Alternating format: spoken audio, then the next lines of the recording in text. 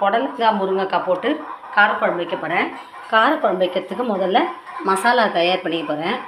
இதில் பாருங்கள், அரிசியும் தனியாகவும் போட்டிருக்கேன். அடுத்தது காஞ்ச மிளகாய் கொஞ்சம் போட்டிருக்கேன். கொஞ்சோண்டு மிளகு போட்டிருக்கேன். வெந்தயமும் கொஞ்சம் போட்டுக்கிறேன். சீரகம், சோம்பு, கடுகு இதெல்லாம் போட்டு நல்லா வறுத்து எடுத்துக்கலாம். ட்ரையாக தான் ஃப்ரை பண்ணணும். இதெல்லாம் நல்லா ஃப்ரை பண்ணணும். இதுலேயே நான் கருவேப்பிலையும் போட்டுக்கலான்னு பார்க்குறேன். கருவேப்பிலை போட்டு அரைச்சிட்டா தான் குழம்போடு ஆகிடும். இதை தனியாக போட்டால் தூக்கி போட்டுருவாங்க. இதுனா அரைச்சி சாப்பிட்ட மாதிரி ஆச்சு. இப்போ கொஞ்சம் ரொம்ப கருவேப்பிலை வேண்டாம், சும்மா 2-3 கருவேப்பிலையும் போட்டு நல்லா நான் வறுத்துக்கிறேன். சிம்மில் வச்சு தான் வறுக்கணும். ஓரளவு வறுபட்டுருச்சு. ஜாரில் போட்டு அரைச்சிக்க போகிறேன். நல்லா நைஸாக அரைச்சிக்கலாம். நைஸாக அரைச்சாச்சு. இனிமேல் ஸ்டவ் ஆன் பண்ணியிருக்கேன். எண்ணெய் ஊற்றிக்கிடலாம்.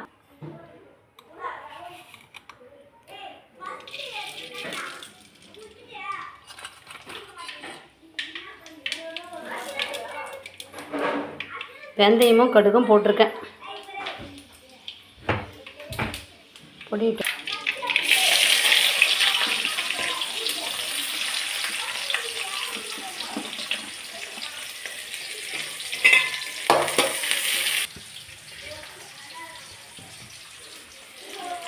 உப்பு, கட் பண்ணி வச்ச காய்கறி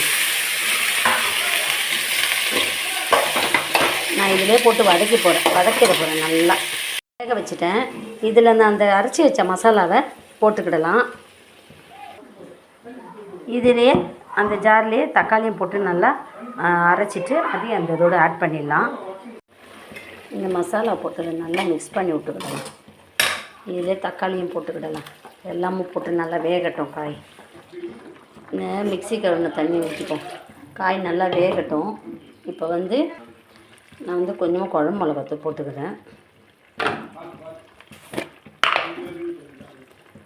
காஷ்மீரி சில்லி போட்டுக்கிறேன். இப்போ காரக்குழம்பு நல்லா வேகட்டும்.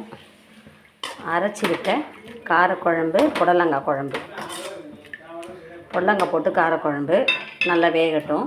திக்காயிடுச்சு. இப்போ நான் கரைச்சி வச்ச புளியை ஊற்றிடுவோம்.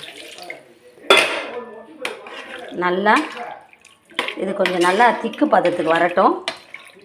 அப்புறமா ஸ்டவ் ஆஃப் பண்ணிடலாம்.